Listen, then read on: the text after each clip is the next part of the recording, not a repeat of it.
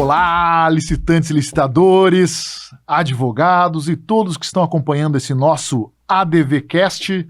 Eu sou Luiz Eduardo Zanotto, advogado, membro da Comissão de Licitações e Contratos da OAB de Santa Catarina, e estamos aqui em mais um episódio do ADVcast, versão LicitaCast, aproveitando que estamos no nosso 11º Congresso de Licitações e Contratos da OAB de Santa Catarina. Estamos aproveitando os palestrantes, todo o conhecimento que está sendo transbordado nesse evento presencial, também aproveitando e trazendo para cá, para o nosso podcast, para nós aproveitarmos e criarmos mais uma oportunidade de discutir esses temas muito interessantes. Vou conversar agora sobre sustentabilidade, sobre licitações como vetor para o desenvolvimento social. Para falar sobre isso, eu estou aqui com a advogada que é mestre em administração, é professora do Instituto Federal de Santa Catarina, doutora Gisele Floriano. É um prazer estar aqui contigo. Tudo bem, Gisele? Tudo bem, é um prazer também estar aqui, podendo falar desse tema que é uma paixão de vida para mim. E é um tema que, querendo ou não, ele vem ganhando, vamos dizer assim, roupagem, interesse com o passar dos tempos. Tanto que ele estava meio esquecido lá no artigo 3º do 8666, né? Falava sobre a questão de sustentabilidade, que todo mundo interpretava um pouco como só meio ambiente, ecologia, essas coisas.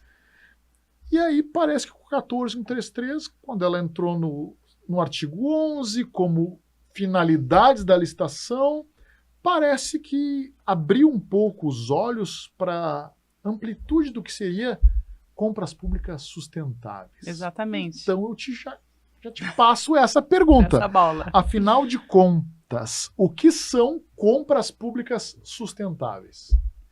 Bom, vamos lá, né? Falando um pouco desse engrandecimento do tema, eu vejo que é um próprio movimento da temática no mundo, né? Quando a gente se refere ao tema da sustentabilidade, se a gente voltar pelo menos a 30, 40 anos atrás, nos eventos mais importantes, né, dessa trajetória, do marco teórico da discussão do desenvolvimento sustentável como uma pauta dos estados, dos governos, a gente volta lá para a década de 70, nos primeiros eventos e grandes discussões de grupos governamentais, políticos, ideológicos, enfim, em torno dessa pauta.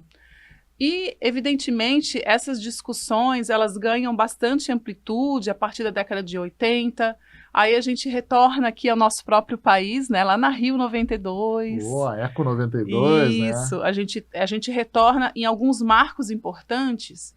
E eu diria que a nossa própria Constituição de 88, se a gente for olhar, a gente vai encontrar todos os pilares da sustentabilidade refletidos na nossa Carta Magna.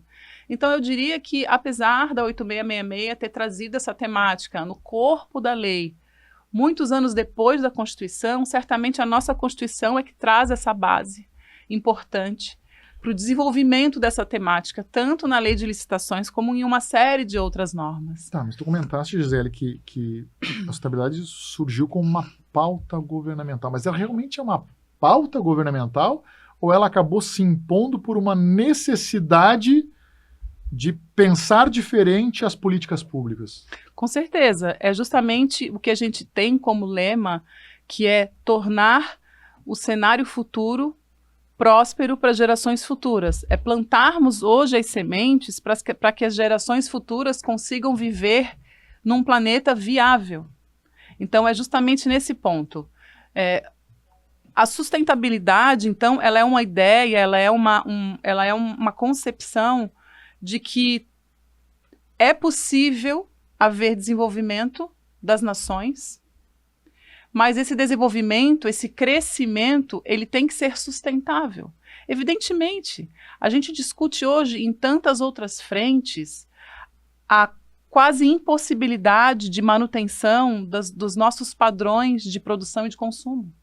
A gente vê reflexos nas temperaturas, a gente vê reflexos na poluição, a gente vê reflexos no sistema social, nas condições sociais, né?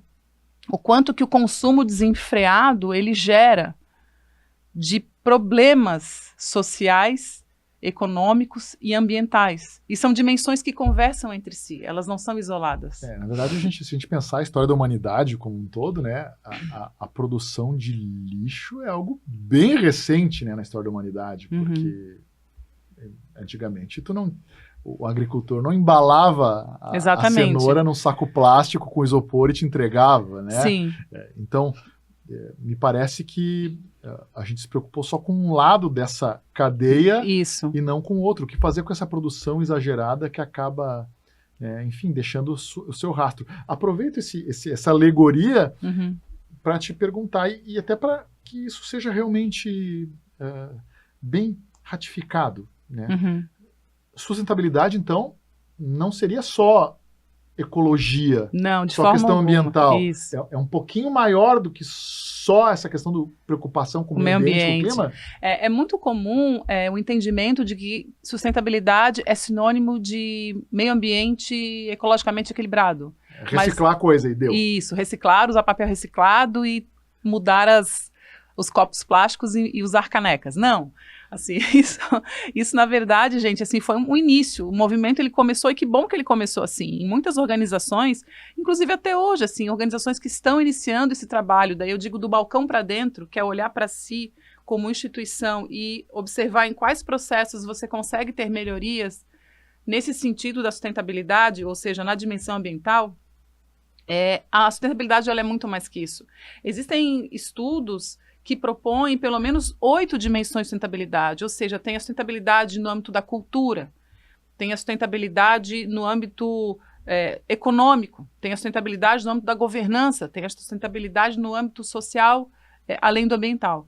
Então, o que a gente vê hoje é um desenvolvimento muito mais maduro, tanto nas instituições públicas ou privadas, tá? Eu não faço diferenciação aqui. E as compras, elas são um meio de você atingir esses resultados. Então, eu vejo uma grande maturidade na dimensão ambiental, a dimensão econômica, que é o desenvolvimento, que a gente tratou ali a questão desde a época da Revolução Industrial, a gente vem, né? E na dimensão social, que eu diria que hoje é a mais desafiadora para implementar ações de compras públicas, para que nós consigamos atingir benefícios sociais por meio das compras públicas. Mas realmente tu enxerga que houve esse desenvolvimento realmente? Porque me parece que, na realidade de muitos órgãos públicos, a sustentabilidade ainda é um problema do privado, é um problema dos outros. De ESG, assim, né? Exato, né? É mais uma questão de um rótulo, mas que não necessariamente dá voto, vamos dizer assim. Não necessariamente ele agrega. Né? E eu vejo que, embora exista esse movimento para cada vez mais tornar isso comum, eu acho que no dia a dia nos carece um pouco de enxergar isso no dia a dia. Sim, tangibilizar então, isso, né? Tangibilizar. Como é que a gente pode mostrar para um servidor público que cuida de compras públicas o que vem a ser as dimensões sociais e econômicas de uma contratação pública? Sim.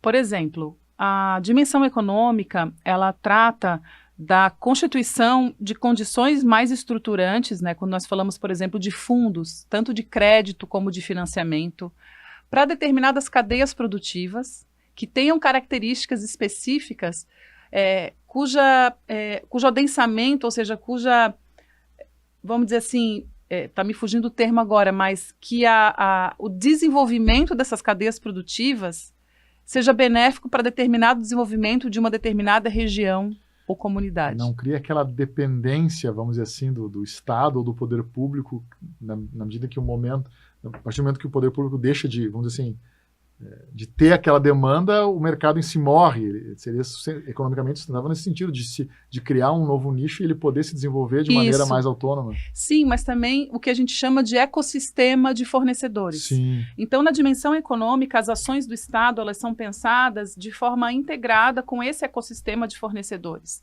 Então, qualquer tipo de subvenção, subsídio ou escolhas, por exemplo, de aplicação de margem de preferência nacional. Verdade. Eu diria que esse era um bom critério. Sim, esse na verdade, inclusive, é um critério que retoma, né, a instituição, nos últimos anos agora, com publicações muito frequentes de listas de produtos, né? E, por exemplo, atualmente no governo federal existe o Programa de Aceleração do Crescimento, que é a retomada desse mesmo programa de anos anteriores. Sim. Existe hoje uma obrigatoriedade de que determinadas listas de produtos e serviços que vão atender obras desse programa, elas tenham obrigatoriamente conteúdo nacional na sua compra. Então, quando um governo de um país opta por privilegiar conteúdo nacional, pagando 10, 20, inclusive tem um projeto de lei agora que está propondo alterar para 30% a margem de preferência, ou seja, ele dá uma condição para que o Estado assuma um pagamento superior, desde que esse produto, claro, com uma série de critérios, mas tenha a bandeira brasileira. E veja como é difícil a gente conseguir mapear. Eu imagino que sim, é isso que eu ia te perguntar. Na cadeia, de toda a cadeia produtiva e todas as possibilidades de terceirização de insumos, de componentes, como mapear um produto legitimamente brasileiro. Hoje, a Receita Federal, né, ela até para fins de tributação, existe uma, como se fosse assim, vou falar de uma maneira muito simples, assim, mas uma tabela em que se compõe percentualmente um produto em vários níveis, é feita uma decomposição e ele é admitido como nacional com vamos dizer assim, uma percentual. Atingir uma determinada cota, ele vira nacional. Isso, ele vira nacional. Então, assim, você privilegiar a indústria nacional, e a gente está vivendo agora no momento de tarifaço, não é? Então, você imagina o quanto que uma série de produtores nacionais foram prejudicados, digamos assim, né, e muito fortemente prejudicados em termos disso. Então, assim, em resumo, para falar sobre a dimensão econômica, são uma série de ações estruturalmente pensadas para atingir benefícios econômicos dentro de uma estrutura que é complexa, que é a estrutura econômica, que são cadeias produtivas, fornecedores, em setores, inclusive. Claro, há setores em que a gente não tem autonomia de fornecimento. Obviamente, a gente precisa do insumo. Exato, mas vou dar um exemplo para você.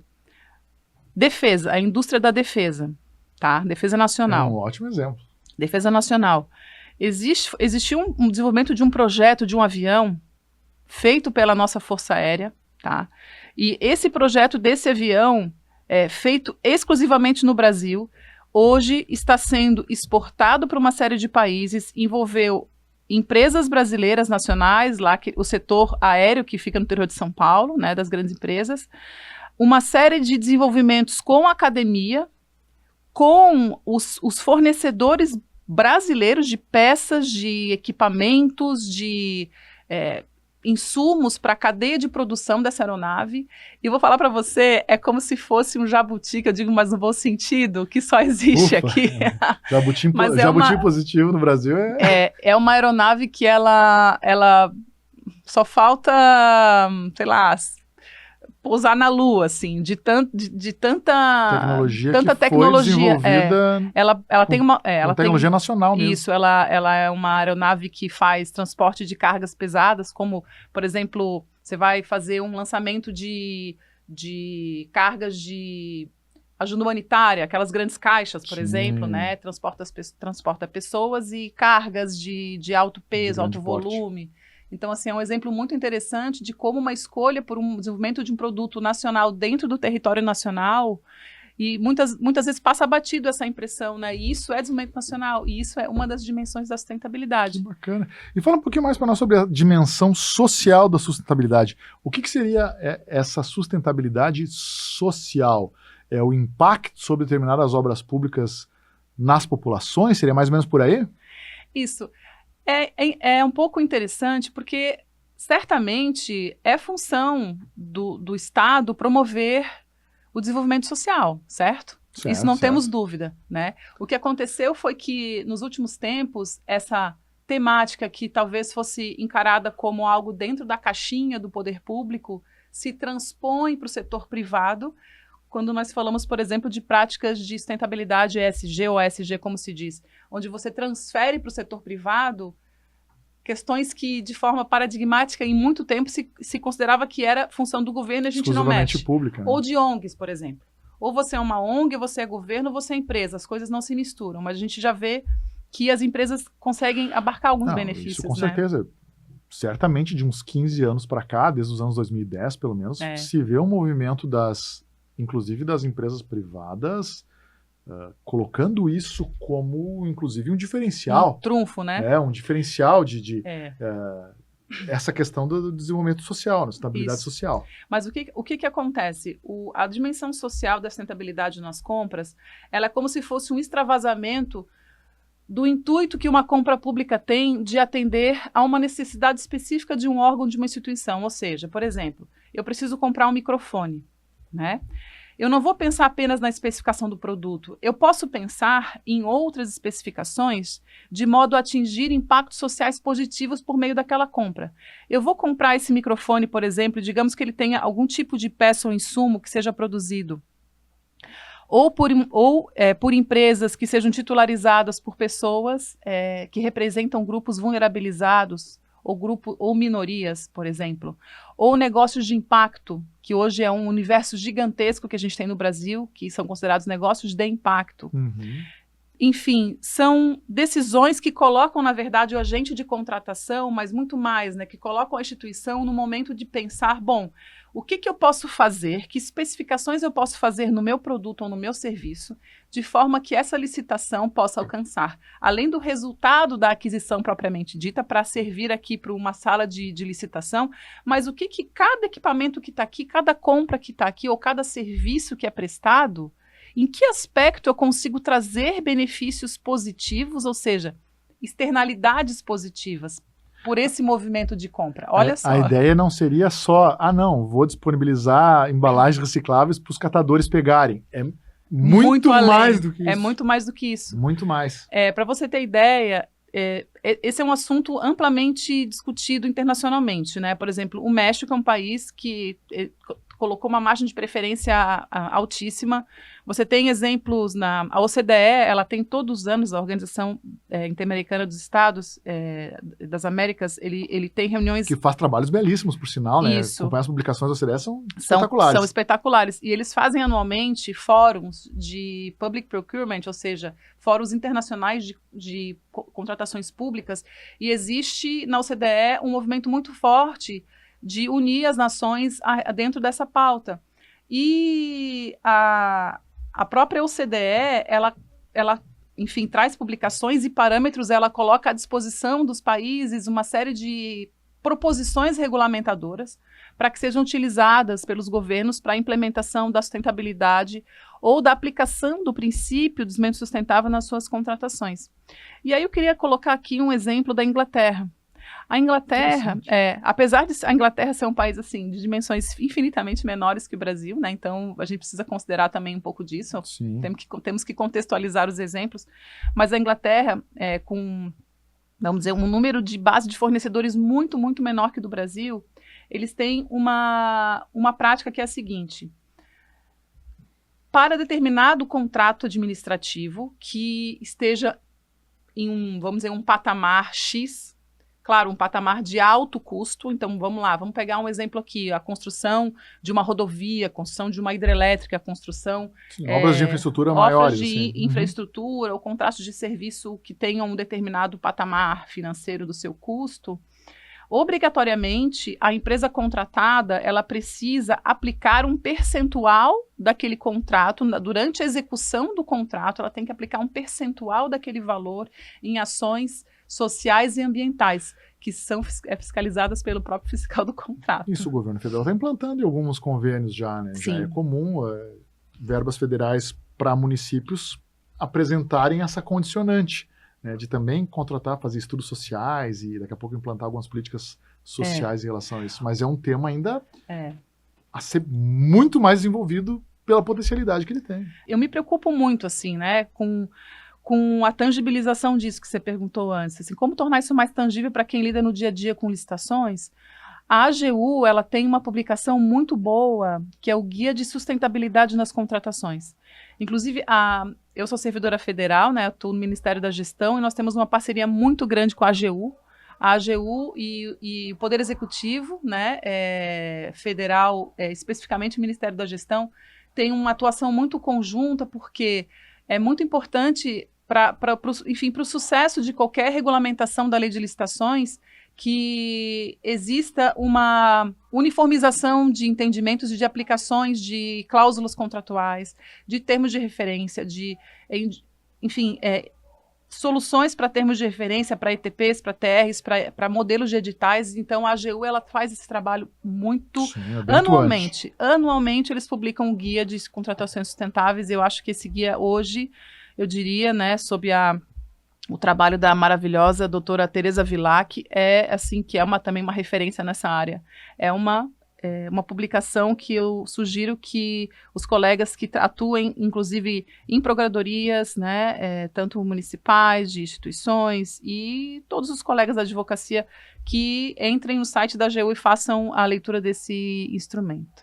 Bacana, a gente precisa entender bem esses conceitos para tentar aplicá-los, né, cada vez mais e começar a enxergar no dia a dia essas oportunidades. Isso. Mas tem duas perguntas que eu preciso te fazer, porque eu recebi aqui vários WhatsApps, aqui, e-mails, eu recebi, enfim, pessoal me mandando bilhete. Por baixo da porta. Da porta. Até fax me mandaram, né? Nem existe mais, mas me mandaram. Tá? Duas questões. Primeiro, questão logística reversa.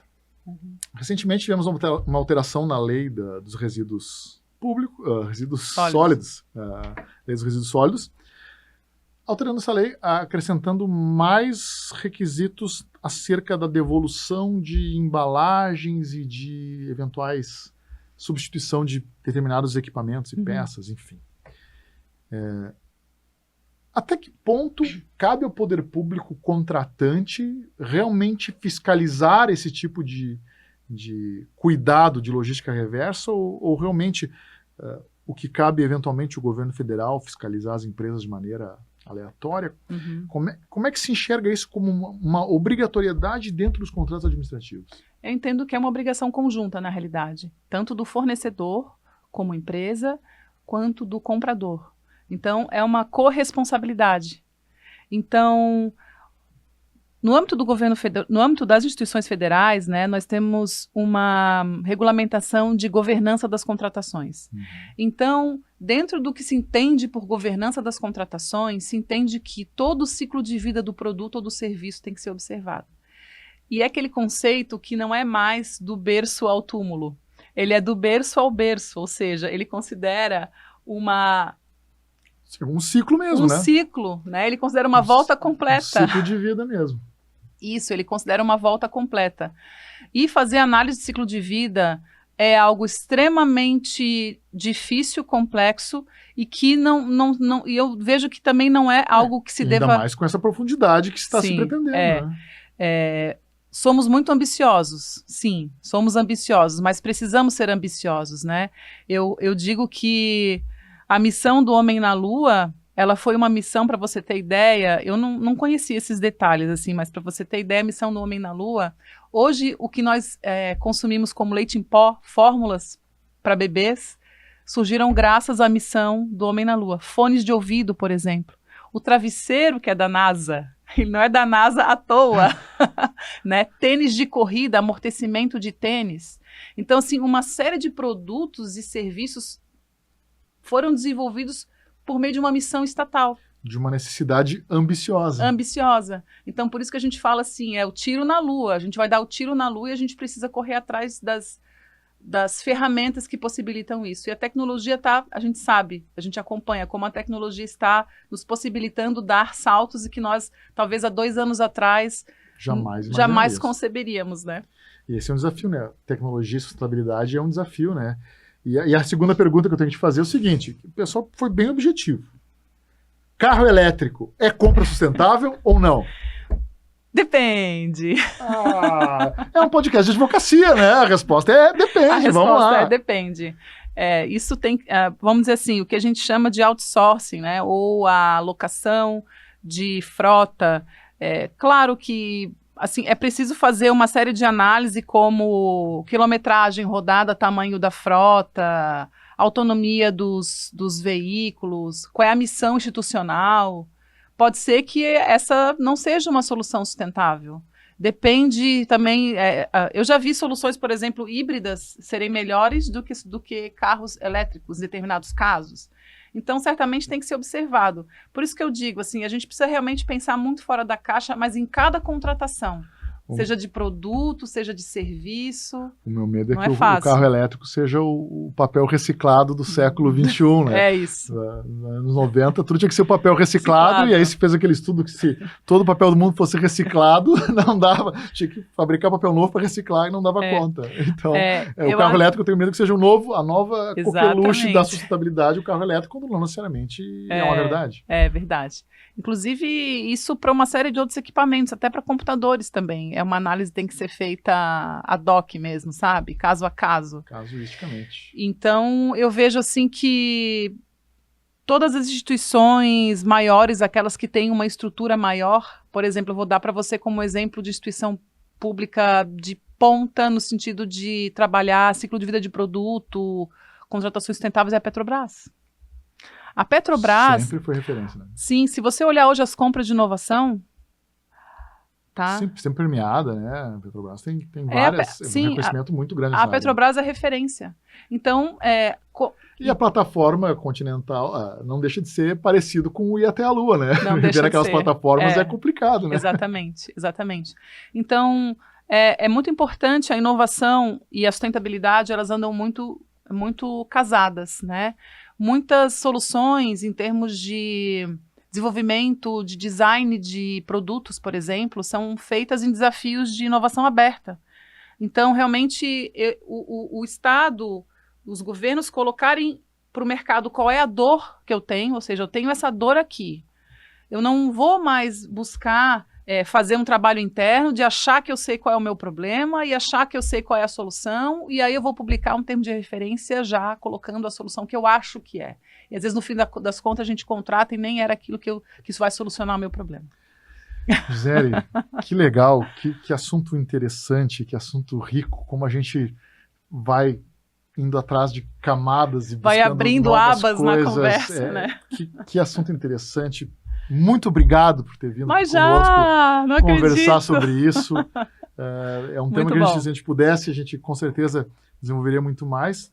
Mas fica a provocação, né? Justamente por ser algo novo e de tamanha possibilidade de expansão, né? Realmente a gente espera que a sustentabilidade seja algo que entre no sangue, vamos dizer assim, de maneira mais natural, e que a gente não precisa forçar isso como algo um pouco alienígena, ou algo muito de vanguarda, de quem é diferentão, mas que realmente a sustentabilidade seja algo que faça parte do nosso dia a dia. Isso eu não tenho dúvidas, né?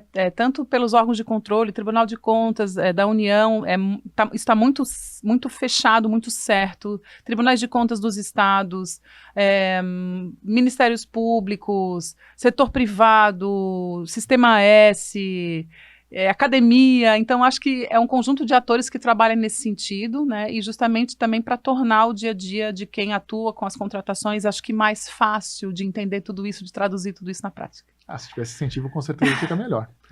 Obrigada, doutor. Valeu. Pessoal que está nos acompanhando até aqui, não se esqueçam de curtir esse vídeo, compartilhem esse tema, que é um tema realmente muito interessante, e comentem aqui embaixo, deixem nos comentários. Realmente, hoje, vocês praticam compras públicas com sustentabilidade?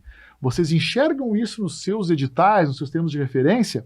Compartilham, se inscrevam no canal da OAB de Santa Catarina para nós continuarmos difundindo conteúdos que transformam as compras públicas. Obrigado, até a próxima. Valeu!